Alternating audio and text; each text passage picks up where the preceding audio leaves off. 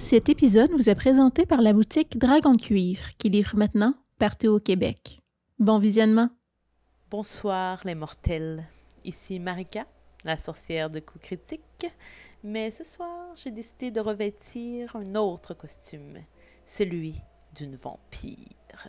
Ouais, j'ai eu envie d'amalgamer trois de mes amours, à savoir l'amour du déguisement, comme vous pouvez le voir en ce moment, celui pour la figure du vampire que j'admire, et mon amour également pour l'automne, saison tout d'à propos pour se donner des frissons. Donc, j'avais envie en fait de partager avec vous une aventure solo, ce qui fait en sorte que j'ai pas besoin de m'arranger avec l'horaire de d'autres adultes et je peux être toute seule chez moi en train de jouer. Et pour ce faire, en fait, on va faire un exercice d'écriture ensemble, hobby que j'adore, avec le jeu Thousand Year Old Vampire de Tim Hutching. Je sais pas si je le dis comme il faut. Donc, j'avais envie de me lancer dans cette aventure solo-là, de prendre mon temps, de ne pas avoir géré l'horaire de personne d'autre et de faire ça avec vous un petit peu. Ça sera collaboratif, ça prend un peu la forme, ça s'apparente à un livre dont vous êtes le héros. Mais c'est quand même assez différent puisqu'on va utiliser des dés aussi. C'est davantage, comme je disais tout à l'heure, une expérience d'écriture, ce que j'aime par-dessus tout. Donc, évidemment, il y aura quand même pas mal de lecture.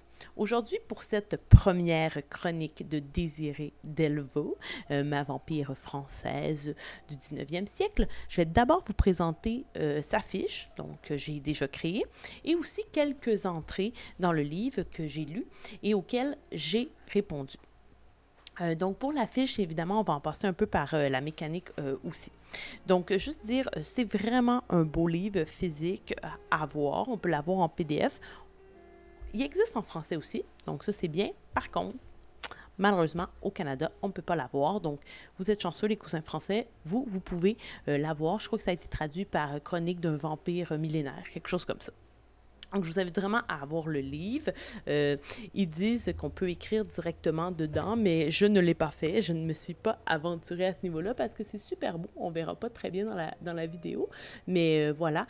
Donc, j'ai plutôt noté dans mon ordinateur, mais je vous invite vraiment à l'avoir entre les mains. C'est un vrai petit bijou. Donc, pour ce qui est de la fiche, on a certaines notions qu'on doit mettre de l'avant. Certains facteurs là, auxquels on doit répondre. C'est assez simple faire la fiche. Ça se base beaucoup sur des mémoires, des souvenirs, des expériences. Ça a été traduit de différentes façons. Donc, tout d'abord, le premier souvenir ou la première mémoire qu'on doit écrire, c'est qui on est un petit peu. Donc, de mon côté, ça prend la forme suivante. Je suis Désirée, fille de Christine Labbé, née à Paris en 1803. Je suis journaliste et dans la mire de plusieurs gros bonnets qui ont des choses à cacher. Donc, lorsque l'histoire commencera, on sera en 1830, donc Désirée a 27 ans. On va donc avoir 5 mémoires à entrer comme ça.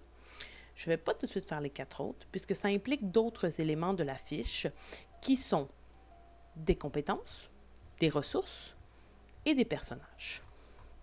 Donc, pour les compétences, on en a 3 à créer. Les 3 compétences, il n'y a pas du tout des compétences déjà établies dans le livre. C'est vraiment nous qui devons les créer. Évidemment, on nous donne quelques exemples dans le livre, mais celles-ci doivent surtout servir, en fait, à ce que vous puissiez les utiliser lorsque vous allez lire des entrées, faire des actions. De mon côté, voici ce que j'ai choisi pour Désirée. Donc, j'ai choisi me dissimuler, c'est ma première compétence. Deuxième habileté, écrire, lire et parler plusieurs langues que j'ai énumérées, le français, le latin, le flamand et l'italien. Et finalement, convaincre à l'aide de mes charmes. Donc, j'espère que ces 3 qualités, compétences vont me servir dans l'avancée de mon aventure. Pour ce qui est des ressources, ça peut vraiment aller dans tous les sens. On peut avoir des ressources qui sont dites stationnaires, c'est-à-dire que ça peut être, par exemple, l'atelier.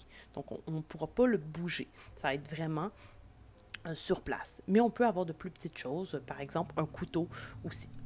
De mon côté, ce que j'ai choisi pour les ressources, donc la bibliothèque personnelle de mon père, qu'on va rencontrer assez vite, une plume pour écrire, qui est un legs de ma mère qui est décédée à ma naissance, et finalement, plusieurs boîtes contenant des archives journalistiques. Les personnages, on devait créer 3 mortels qui sont dans notre entourage, mais c'est pas obligé d'être des gens qu'on apprécie ou qui sont nos amis, ça peut être des ennemis, mais ils doivent quand même faire minimalement partie de notre quotidien. De mon côté, donc la première mortelle que j'ai créée, c'est Eugénie Delvaux, 30 ans, ma grande sœur, celle qui m'a appris l'importance de la confiance et ce même dans le doute, elle est infirmière. La deuxième mortelle, Médélis Genet, 35 ans, ma tendre Médélis, celle qui m'a appris ce qu'était l'amour, la sensualité et la douceur. Elle travaille à l'atelier de cordonnier de son mari, Ovide, donc c'est mon amante. Et finalement, Abélard Delvaux, 53 ans, mon père, celui qui m'a transmis la passion de l'écriture et cet intérêt grandissant pour l'investigation, il est professeur de lettres à la Sorbonne. Donc, j'ai mes 3 mortels qui, nécessairement, vont être utilisés dans l'histoire comme des personnages d'un roman. Bien assez vite, les entrées vont les mettre en action. Finalement, on termine avec un immortel, à savoir la personne, la chose ou la créature qui nous a transformés en vampires et la marque qu'il nous a laissée. La marque, ça peut être plein de choses, mais surtout, ça doit nous distinguer de l'humain banal, de l'humain normal, ce qui fait de nous une créature de la nuit. Donc, de mon côté, il s'agit de Lucian Lupescu, un vampire centenaire rencontré dans les catacombes de Paris alors que j'étais sur les traces d'Auguste Pasquier, que je soupçonnais d'empoisonner des membres importants de l'élite française.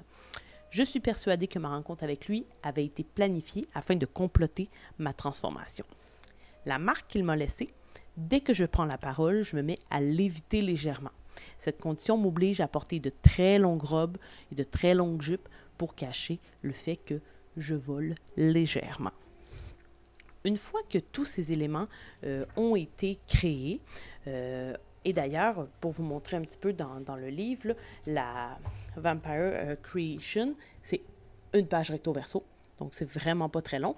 Et précédemment, on explique un petit peu chacune des catégories, leurs ressources, personnages et compétences.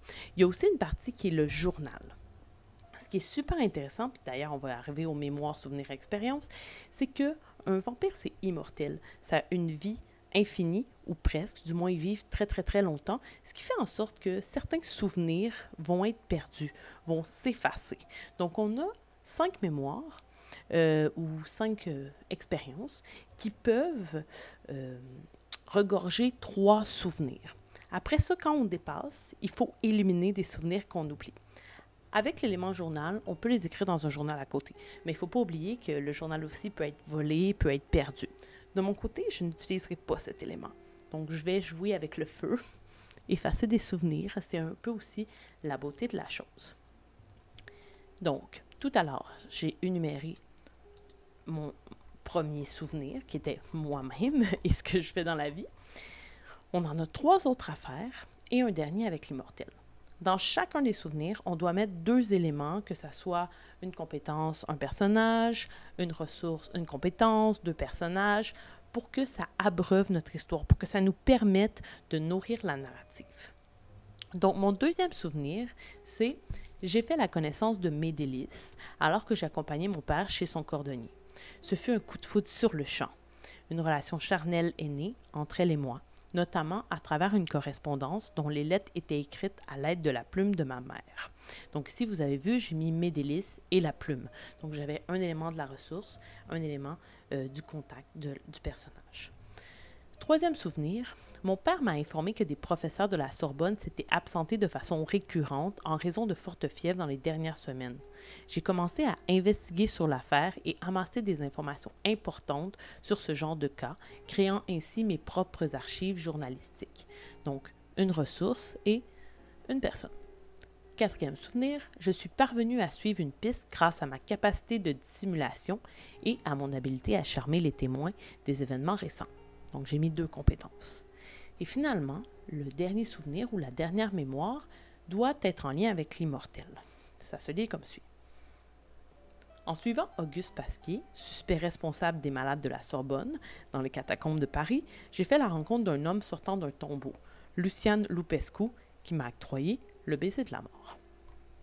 Voilà, la fiche est là. Donc Désirée Delvaux est prête à se lancer dans son aventure.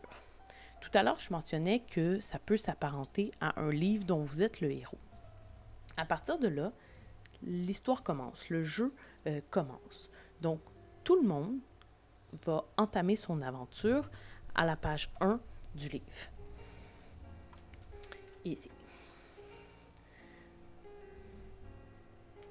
Et comme vous pouvez voir, il y a 3 entrées par page. Pourquoi? Je vous explique ça.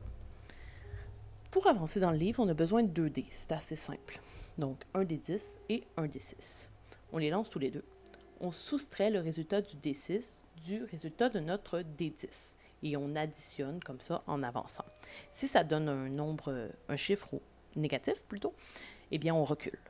Si, par exemple comme moi, mon premier chiffre ça va être 0, donc je vais rester à la page 1, on va aller à la 2e entrée. Comme ça, on a 3 entrées possibles si jamais on retombe sur la même page. Et si ça fait 3 fois, ce qui est possible, on fait juste passer à l'autre.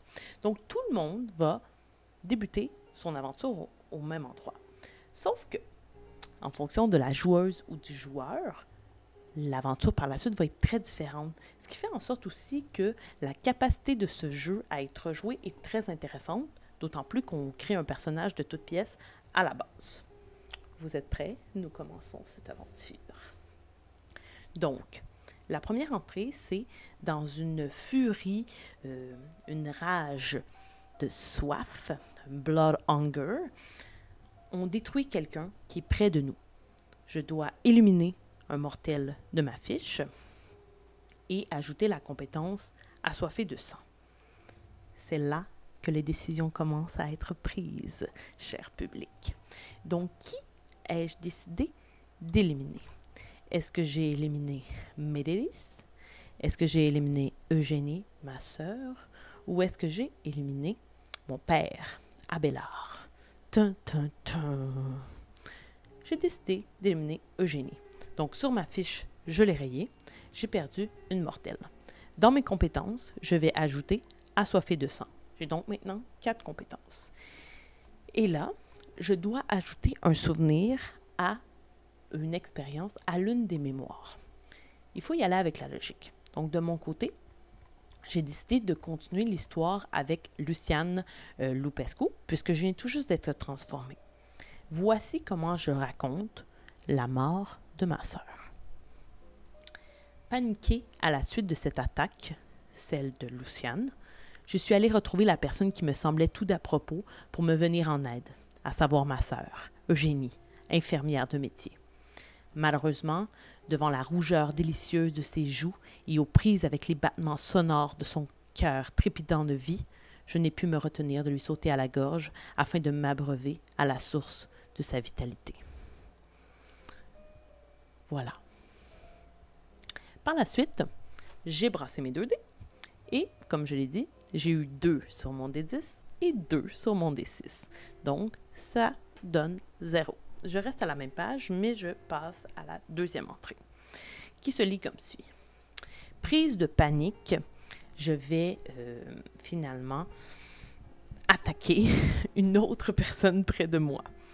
Et accidentellement, je vais la transformer en un monstre semblable à ma condition. Je dois convertir un mortel de malice en un immortel qui deviendra mon ennemi. Et je dois ajouter une compétence à nouveau, la compétence honteuse. Donc, j'en ai maintenant 5. Parmi mes mortels, il ne reste que 2 personnes maintenant. Donc, Médélis ou Abélard. Qui est-ce que je transformerai en vampire? Tum, tum, tum. J'ai choisi Médélis. Je l'élimine donc de ma liste des mortels et je l'envoie dans la catégorie immortel. À partir de ce moment-là, au niveau de la mécanique, j'ai eu des incompréhensions. Et ces incompréhensions-là, en fait, sont nées en écoutant Maxime Robinet de la chaîne Sombre Machination, que je vous invite à aller écouter, c'est délicieux, qui faisait lui-même une partie là, sur Twitch et qui a rediffusé par la suite sur YouTube. Donc, à un moment, lui aussi doit créer un deuxième immortel. Et là, il dit qu'il doit effacer un souvenir. Donc, j'étais pas certaine de si, dès qu'on a un deuxième immortel, il fallait effacer un souvenir ou pas. J'ai cherché un peu, j'ai pas trouvé. Donc, j'ai décidé d'en effacer un quand même. Et si jamais vous êtes des férus de ce jeu et que vous le connaissez super bien, bien, je vous invite à me dire non, il fallait pas le faire. Et moi, je vais en apprendre et peut-être récupérer un souvenir. Le souvenir que j'ai décidé de mettre dans la catégorie oublié, c'est je suis parvenue à suivre une piste grâce à ma capacité de dissimulation et à mon habileté à charmer les témoins des événements récents. Pourquoi? Eh bien, je pense que ça s'explique par je suis traumatisée. Je viens d'être transformée en vampire, de tuer ma sœur et de transformer l'amour de ma vie.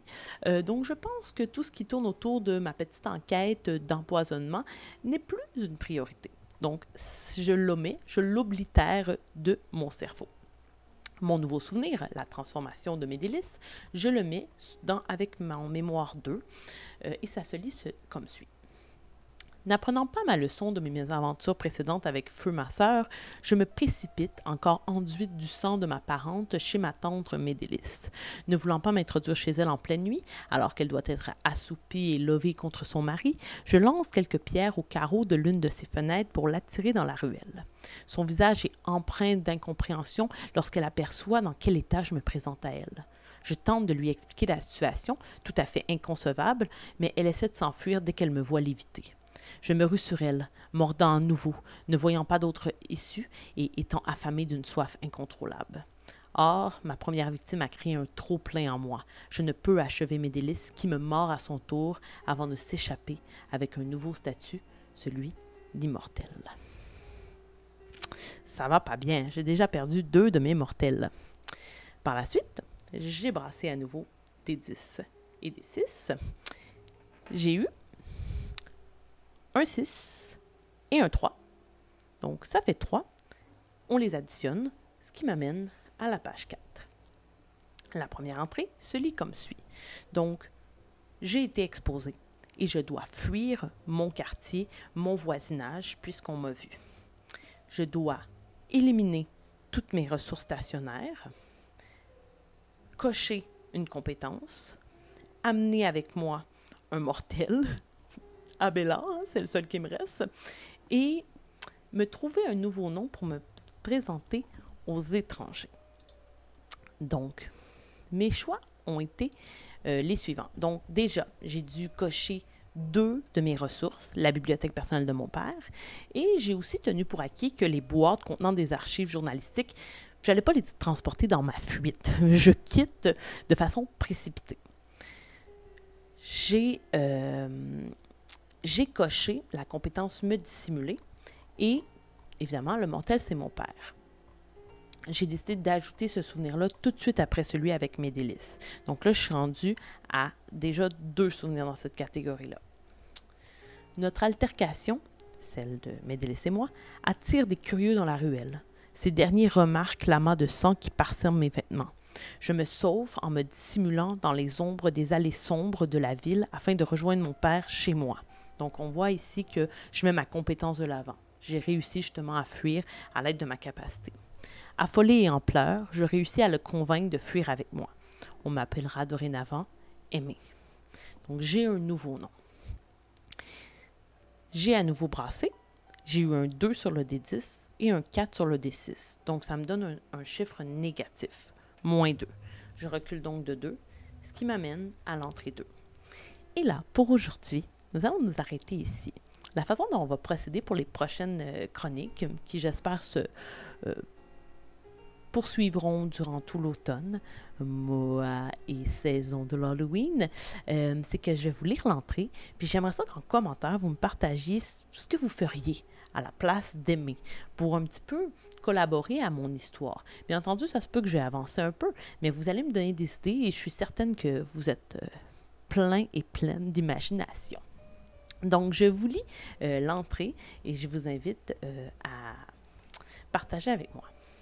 Horrifié par votre nouvelle nature, vous vous retirez de la société. Où vous cachez-vous? Comment vous nourrissez-vous? Créez une ressource stationnaire qui vous abrite. Donc, même si j'en ai éliminé 2, au moins j'en récupère une autre. Et il me reste quand même 4 compétences, même si j'ai éliminé me dissimuler. Donc, je veux vous entendre, public. Selon vous, où est-ce que Aimé et son pauvre père mortel Abélard vont-ils se cacher?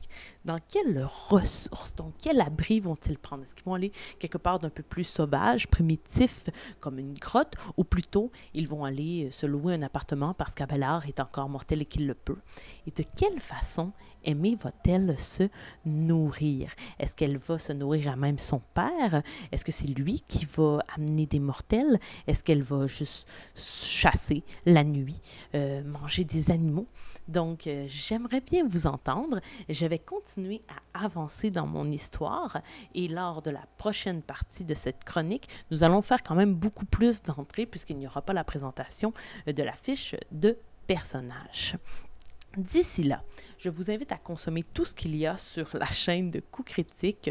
Avec l'automne qui est arrivé, il y a plein de nouvelles choses qui sont en branle et peut-être même qui sont déjà là. Donc, je vous invite à cliquer sur la cloche puisque vous allez être informé rapidement de ce qui sort de nouveau. On est très productif, on est presque des immortels chez Coup Critique.